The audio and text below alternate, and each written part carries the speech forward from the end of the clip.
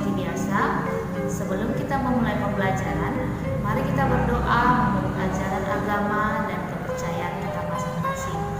Doa dimulai.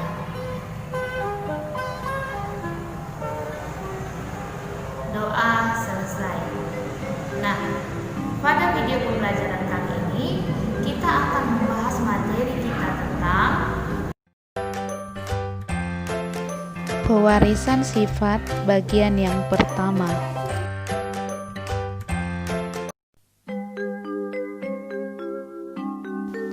Adapun kompetensi dasar pada materi kita hari ini yaitu 3.3, menerapkan konsep pewarisan sifat dalam pemuliaan dan kelangsungan makhluk hidup. Dengan indikator pencapaian kompetensi yang pertama, kamu diharapkan mampu mendefinisikan pewarisan sifat pada makhluk hidup. Yang kedua, kamu mampu menjelaskan struktur DNA dan RNA. Yang ketiga, kamu mampu membandingkan kromosom laki-laki dan perempuan. Serta yang terakhir, kamu diharapkan mampu menunjukkan hubungan antara kromosom, DNA, dan RNA terhadap karakteristik makhluk hidup. Baiklah anak-anak ibu semuanya, silakan kamu dengarkan dan kamu pahami penjelasan dalam video pembelajaran berikut ini. Selamat menyaksikan. Setiap makhluk hidup akan mewariskan sifat-sifat yang ia miliki kepada keturunannya. Itulah sebabnya mengapa kita semua memiliki kesamaan sifat maupun fisik dengan orang tua kita. Nah, proses pewarisan sifat tersebut diatur oleh materi genetik yang ada di dalam sel, tepatnya di dalam inti sel atau di dalam nukleus, yaitu kromosom. Lalu kemudian di dalam kromosom itu terdapat DNA dan RNA yang akan membentuk gen atau sifat-sifat tertentu. Lalu DNA dan RNA itu adalah benda yang sama atau berbeda ya? Ternyata berbeda. Yuk kita lihat apa saja sih perbedaan antara DNA dan RNA. Pertama kita lihat strukturnya. Kalau DNA adalah rantai yang panjang dan double helix atau rantai ganda berpilin, kalau RNA rantainya pendek dan rantai tunggal.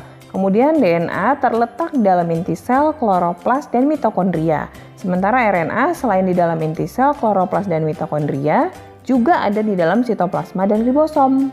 Selanjutnya, gula penyusun DNA adalah gula deoksiribosa, sementara RNA adalah gula ribosa. Lalu basa nitrogen DNA adalah guanin, adenin, sitosin, dan timin, sementara RNA guanin, adenin, sitosin, dan urasil, berbeda di basa pirimidin. Kadarnya kalau DNA tetap tidak berubah-ubah, sementara RNA berubah-ubah tergantung pada aktivitas sintesis protein. Lalu fungsinya, kalau DNA membawa informasi genetik dan ikut berperan dalam sintesis protein, sementara RNA hanya berperan dalam proses sintesis protein saja. Selanjutnya, kita akan belajar mengenai hukum pewarisan sifat yang ditemukan oleh Gregor Mendel. Hukum ini ditemukan oleh Mendel dengan menyilangkan kacang ercis atau yang biasa kita sebut kacang polong. Mengapa Mendel menggunakan kacang ercis? Karena kacang ercis memiliki banyak sifat beda. Jadi ada yang bunganya merah, putih, ada yang bijinya bulat, kisut, dan lain-lain.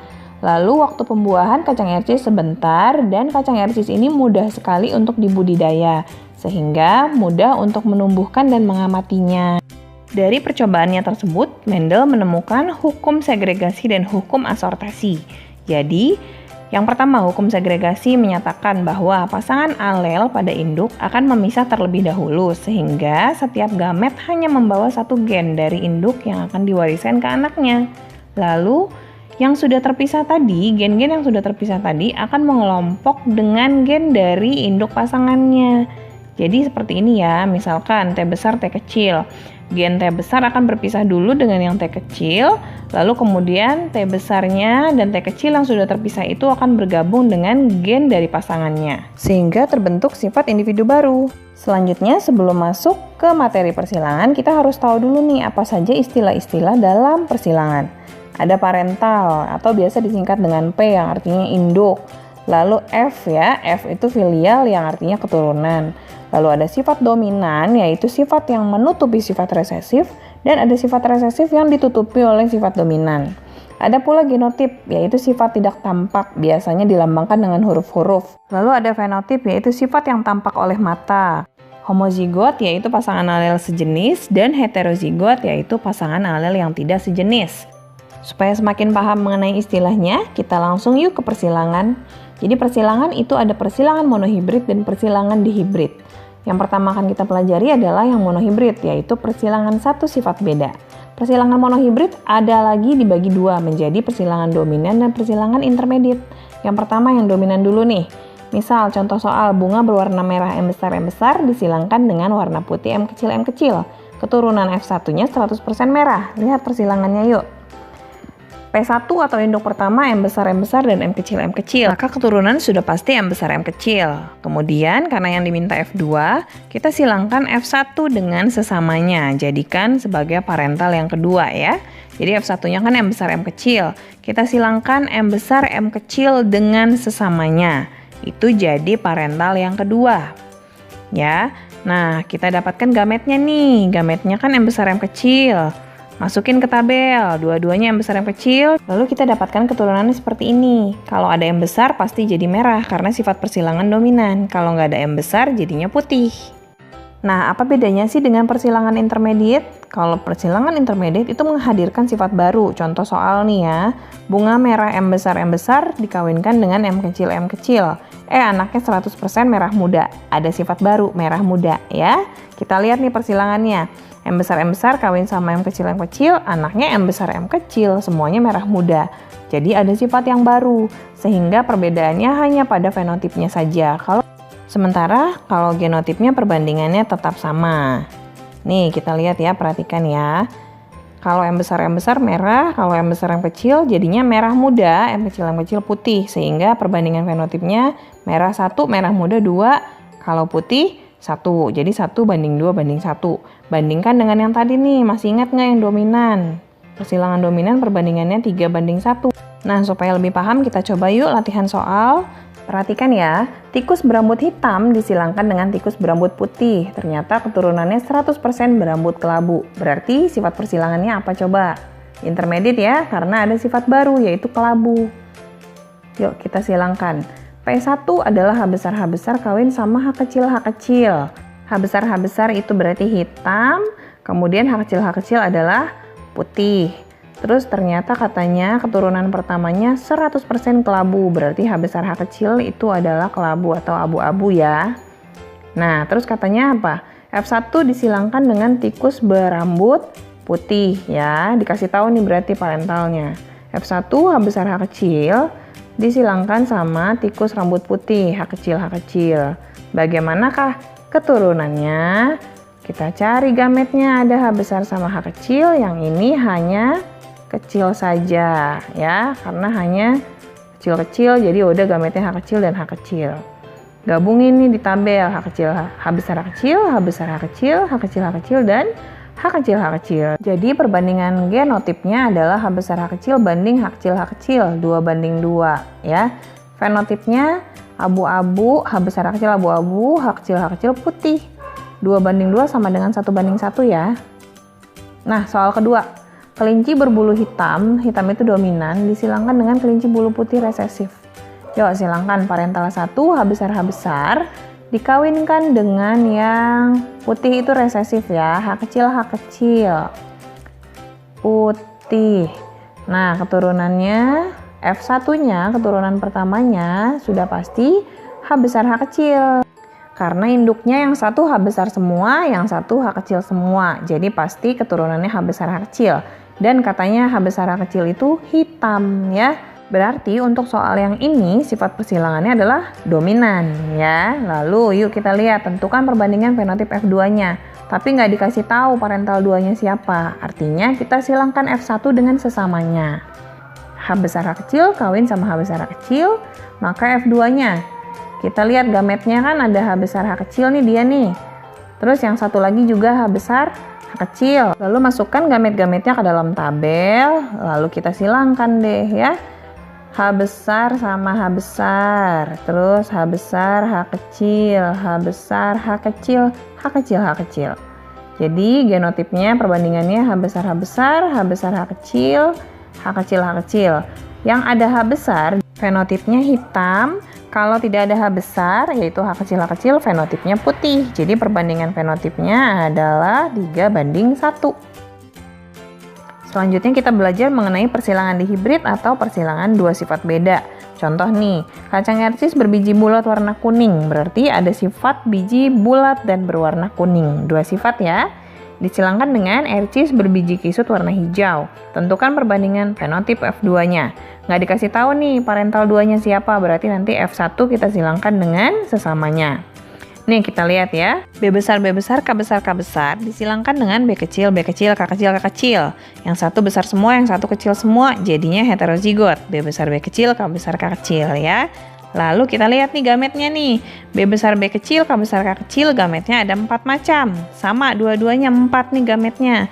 Masukkan ke dalam tabel, nanti kita dapat hasilnya seperti ini.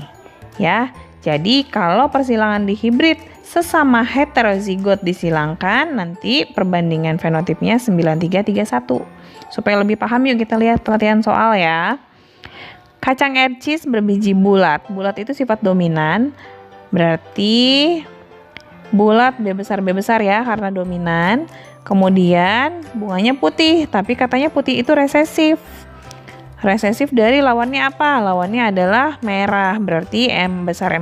Kalau putih M kecil ya. Dikawinkan dengan kacang ercis berbiji kisut. Lawannya bulat, B kecil, berarti resesifnya bulat. Lalu merah M besar ya. B besar, M kecil, bulat putih.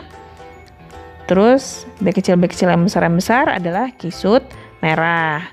Dikawinin nih, F1-nya berarti adalah heterozigot ya. B besar, B kecil, M besar, M kecil.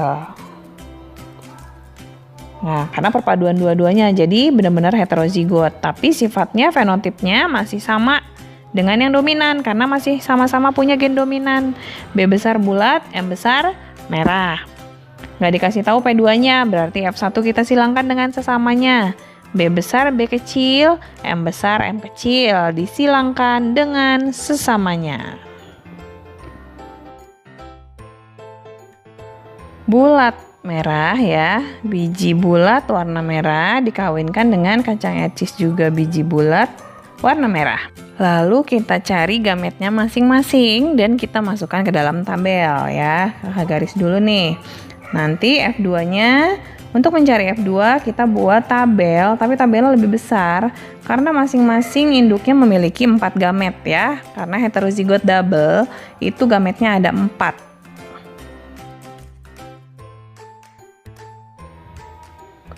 Yuk kita cari dulu gametnya ya. B besar, B kecil, M besar, M kecil itu punya 4 gamet, yaitu B besar, M besar, B besar, M kecil, B kecil, M besar, dan B kecil, M kecil. Begitu pula dengan induk pasangannya ya, karena sama genotipnya berarti gametnya juga sama. Sama-sama 4 macam. Kita masukkan ke dalam tabel baris atas dan baris yang samping kiri.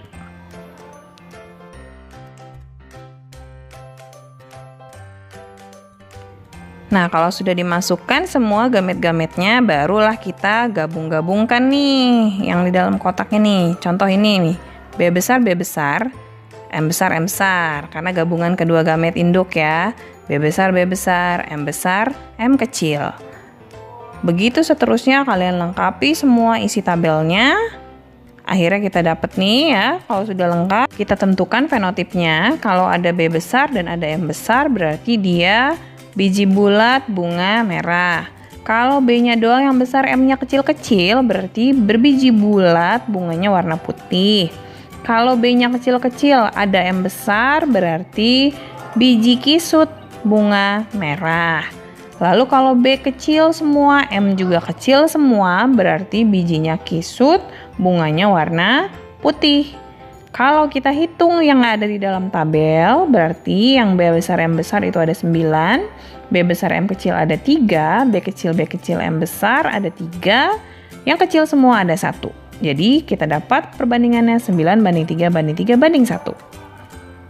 Terakhir ini, kakak mau kasih tahu cara mencari gamet ya, supaya kalian paham bagaimana cara mencari gamet. Misalkan nih kita punya Genotip M besar, M kecil, B besar, B besar. Gimana cara nyari gametnya, Kak? M-nya dua macam nih, ada M besar dan ada M kecil, tapi B-nya cuma satu macam. Ya sudah, kita taruh B besarnya di samping M. Jadi kita langsung peroleh gametnya ada dua macam, yaitu M besar B besar dan M kecil B besar. Nah, kita coba lagi yuk genotip yang lainnya. Misalkan A besar A kecil, B besar B kecil. Double heterozigot ya. A-nya ada dua macam, A besar sama A kecil. B-nya dua macam, masing-masing kita garpuin. B besar B kecil, B besar B kecil.